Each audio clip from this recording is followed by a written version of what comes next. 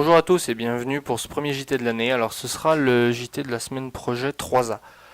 On a décidé cette semaine de s'intéresser plus particulièrement à la pile à combustible. Et donc on va dans un premier temps aller interviewer monsieur Jérôme Dillet, qui est notre partenaire au LEMTA. Nous sommes au LEMTA, laboratoire d'énergétique et de mécanique théorique et appliquée, qui est un des partenaires de l'EcoMotion Team. Nous sommes en présence de monsieur Dillet, notre contact au sein du laboratoire. Bonjour monsieur Dillet. Est-ce que vous pouvez nous expliquer ce qu'est une pile à combustible et comment ça fonctionne? Une pile à combustible est un convertisseur électrochimique qui va transformer l'énergie chimique d'un gaz, par exemple l'hydrogène, pour fabriquer de l'électricité. Donc l'objectif est de faire réagir la molécule d'hydrogène avec l'oxygène qui est présent dans l'air, de l'air, et de ainsi produire de l'électricité et de l'eau. Voilà pour son fonctionnement, qui, à point de vue, paraît assez simple. Merci, donc on peut voir que c'est transformé, si on résume vraiment très sommairement, c'est transformer de l'énergie chimique en de l'énergie électrique. Merci. Est-ce que vous pouvez nous indiquer les différents avantages de la pile à combustible par rapport à d'autres moyens de produire de l'électricité, s'il vous plaît? On va dire que l'hydrogène n'est pas vraiment une source d'électricité, n'est pas une source d'énergie, mais plutôt un vecteur d'énergie. C'est-à-dire qu'on va utiliser l'hydrogène pour transporter, d'une part, et stocker de l'énergie. Donc l'hydrogène, si on regarde la réaction à partir de la pile à combustible, donc l'hydrogène plus oxygène nous donne de l'eau, donc on va avoir une énergie propre, puisqu'on n'a pas l'apparition de carbone qui interviennent dans cette réaction. Un deuxième avantage de l'hydrogène, c'est de pouvoir stocker cette énergie en grand nombre dans des réservoirs, donc de pouvoir le stocker par exemple dans des réservoirs automobiles ou si on veut le stocker à plus grande échelle dans des ressources souterraines. Donc un des gros avantages, c'est d'avoir une énergie propre, stockable. Merci, donc ça répond, c'est vraiment intéressant parce que ça répond quand même pas mal à certaines problématiques d'aujourd'hui sur le stockage de l'énergie, etc. Est-ce que vous pouvez maintenant nous parler des différents inconvénients inhérents à cette pile? En inconvénient, on va déjà dire qu'il faudra monter un système qui va être un peu plus complexe qu'une batterie, c'est-à-dire qu'il y aura à l'appareil, il faudra faire des gestions des gaz, une gestion de l'eau qui va être produite, donc qui dit hydrogène dit petite molécule très volatile, donc il faudra des systèmes parfaitement étanches, et l'hydrogène est aussi un gaz explosif, donc à une certaine concentration, 5% dans l'atmosphère, ça peut devenir explosif. Donc il y aura forcément des systèmes de sécurité à mettre en place, des capteurs d'hydrogène qui vont gérer ce surplus d'hydrogène d'un point de vue sécurité. Un autre inconvénient reste quand même son coût, puisque à l'heure actuelle on l'utilise notamment comme catalyseur du platine, qui reste un métaux très cher, et on cherche à diminuer la concentration de platine dans les piles à combustible pour notamment réduire son coût. Bien sûr, un système à l'heure actuelle coûte assez cher, mais si on envisage une production de masse en série, on va pouvoir avoir des systèmes relativement peu chers, de l'ordre qui pourra nous permettre de stocker de l'énergie équivalent à une batterie. Merci. Est-ce que, du coup, en vue de ces inconvénients, vous pourriez, s'il vous plaît, nous citer quelques exemples concrets d'applications actuelles et futures de la pile à combustible?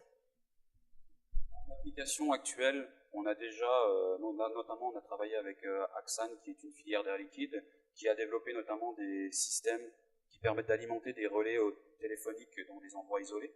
Ça, c'est une application qui est vraiment réelle actuelle. Il y a aussi tout ce qui est système de secours, de backup, notamment pour tout ce qui est serveur. En cas de coupure du réseau électrique, ces systèmes de piles à combustible prennent le relais. Actuellement aussi, est développé beaucoup tout ce qui est chariot élévateur dans les entreprises, dans les entrepôts. Donc au lieu d'être alimenté avec du gaz naturel, serait alimenté avec des piles à combustible. Et puis dans les grands objectifs à venir, serait la voiture à pile à combustible, donc avec une voiture qui serait alimentée avec un réservoir d'hydrogène et qui permettrait donc de faire une autonomie de l'ordre de 1000 km, on va dire 500 km, qui se rapprocherait des voitures actuelles avec des combustibles fossiles. Ce qui nous ramène directement à la problématique que nous avons du coup à l'EcoMotion Team. Est-ce que vous pouvez nous parler un petit peu du partenariat entre ces deux instances, l'EcoMotion Team et le LEMTA, ce que le laboratoire peut bénéficier et ce dont notamment l'Ecomotion Team peut avoir de ces rapports.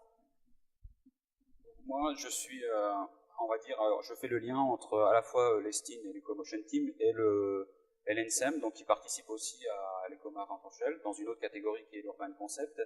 Et donc on travaille, notamment, moi je travaille sur la pile à combustible, donc c'est mon travail de tous les jours, donc j'ai une bonne compétence dans ce domaine-là, et j'essaye d'apporter à la fois mes compétences et également de partager mes installations autour de l'hydrogène pour essayer de développer une pile pour l'ESTIN. Ce que nous avions déjà fait auparavant quelques années, on a mis un petit peu en stand-by, mais l'objectif est bien sûr à l'avenir de rééquiper le véhicule de l'ESTIN d'une pile à combustible, ce qui nous permettrait aussi d'évoluer dans une catégorie peut-être un petit peu moins concurrentielle que celle qui est actuellement en batterie. Voilà.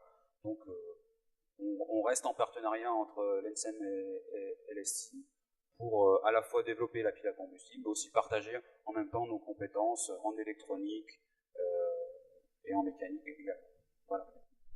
Est-ce que vous pouvez, s'il vous plaît, nous parler sommairement des différentes activités qu'il y a dans ce laboratoire ? Donc nous, on travaille plus sur les piles à combustible à membrane, donc on va plutôt s'intéresser à la gestion de tous les phénomènes de dégradation qui sont présents dans les piles. Notamment, on va étudier les dégradations lors des phases d'arrêt et de démarrage. Donc c'est pour ça qu'on a des bancs qui sont segmentés, notamment. Donc on a des cellules. Au lieu d'avoir une seule plaque anodique et une seule plaque cathodique, on va segmenter la cathode pour avoir des acquisitions locales de courant. On va avoir aussi d'autres applications plus système, notamment donc c'est avec la pile de l'ENSEM, donc sur lequel on travaille, on essaye de l'améliorer tous les ans. Et sinon, on aura d'autres collaborations. Donc il y a ce banc-là où on travaille plus avec des collaborations avec Air Liquide, donc on travaille sur des cellules de type industriel. Voilà. Sinon, on a un deuxième box en coque qui est équipé, qui est juste à côté, qui nous permet aussi de faire des expérimentations de ce même type. Voilà. Très bien, merci. Voilà, merci à Monsieur Jérôme Dillet pour cette interview. On va maintenant s'intéresser plus particulièrement à comment la pile à combustible est utilisée et va être utilisée au sein de l'équipe. Et c'est pourquoi nous avons décidé d'interviewer le binôme en charge de la pile à combustible. Alors bonjour à tous, je suis aujourd'hui en compagnie de Vincent et Vincent, donc le binôme pile à combustible de cette année. Est-ce que vous voulez vous présenter d'abord ? Bonjour à tous, moi c'est Vincent Herry. Cette année, je fais partie de l'Ecomotion Team dans le projet pile à combustible et j'ai déjà fait partie de l'Ecomotion Team l'année dernière dans le projet freinage du véhicule. Bonjour, moi c'est Vincent Guilens. Donc l'année dernière, j'ai également participé au Shell Eco Marathon et j'avais pour but de fabriquer un prototype de pile à combustible. Et cette année, je continue dans ce projet de pile à combustible. Donc, comme vous l'avez dit tous les deux, vous faisiez partie de l'équipe l'an dernier. Pourquoi avoir choisi de reparticiper cette année ? Alors moi si j'ai choisi de retourner dans l'Ecomotion Team, c'est parce que c'est une expérience incroyable. C'est déjà un travail d'équipe, il y a une très bonne ambiance d'équipe. Après on va à Rotterdam, donc il y a une compétition, il y a un enjeu particulier et c'est ça qui est vraiment intéressant. Donc pourquoi j'ai repris ce projet ? Déjà, la pile à combustible, c'est un projet novateur, donc il faut savoir qu'avec le besoin énergétique en cesse augmentation, nous sommes dans l'obligation de trouver une alternative, et pour l'instant, l'alternative la plus crédible, c'est la pile à combustible. Autrement, concernant le projet en lui-même, c'est un projet intéressant et surtout, il y a un but, un objectif à obtenir lors de la compétition. Et donc, ça demande un certain travail. Concernant la pile à combustible à proprement parler, est-ce que vous pouvez nous en dire un peu plus sur ce qui a été fait l'an dernier, sur ce qui est prévu pour cette année ? Donc, concernant la pile à combustible, l'année dernière, le but c'était de fabriquer un prototype et vérifier l'étanchéité de ce prototype, ce qui a été fait avec succès. Ce qu'il faut savoir également sur notre équipe, nous sommes la seule équipe à fabriquer notre pile à combustible en Europe. Et ouais, alors cette année, notre objectif, ça va être de fabriquer une pile à combustible que le véhicule puisse accueillir.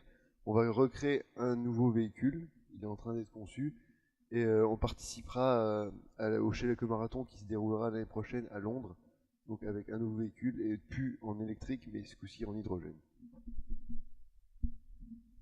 Merci pour ces précisions. Cette année, en plus du simple entre guillemets projet, vous avez choisi d'avoir un rôle de manager. Est-ce que vous pouvez nous en dire un peu plus sur ce rôle, qu'est-ce que ça implique, etc. Oui, alors donc voilà, cette année on a essayé d'être manager, donc c'est-à-dire qu'on gère l'équipe, on leur apprend un peu tout ce qu'on a vécu l'année dernière, on le transmet. Et Donc, le rôle de manager est une bonne préparation pour notre futur métier. Voilà. Éventuellement un petit mot pour l'équipe, pour essayer de les motiver, parce qu'en tant que manager, c'est aussi votre rôle. eh bien, nous faisons une promesse, si nous faisons un meilleur temps à Rotterdam, les Pac-Men payent leur pack.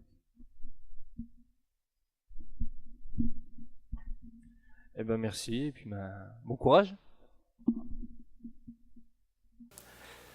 Voilà, on vous remercie tous d'avoir suivi ce JT, on vous retrouve très bientôt et on vous laisse avec le bêtisier.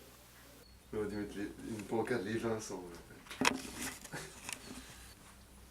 Salut, alors moi c'est Vincent Herry, donc j'ai déjà fait les Commotion Team l'année dernière. Sur, Alors, non. Le micro, Ah, merde, putain. le micro plus proche, Voilà. évite de bouger aussi. Ouais, bah oui, c'est un peu tout. Il y a une grosse ambiance. On finit en mai, c'est bien aussi. Il y a le voyage à Rotterdam, c'est bien aussi. Il y a des filles, il y a tout. Non, pourquoi tu dis des conneries? J'étais pas prêt. Puis bon, pourquoi quitter Vincent? T'as mieux à dire? Bon, attends, moi je vais faire sérieux là. C'est pas drôle. Donc, c'était quoi la question? Pourquoi vous faites ça le lendemain de soirée, sérieusement? Je suis rouge déjà, je sais. Mm. Ça va pas ça. Tu peux gommer un peu sur le. Les Pac-Men payent leur pack. Non, c'est pas bien. Si, on paye notre pack. Ça 1000 euros, Ah si, c'est tellement bien. je peux pas lâcher 5000 euros comme ça. Voilà, ouais, t'as un mot à dire maintenant? Non, Ouais, la santé est rouge. je sais.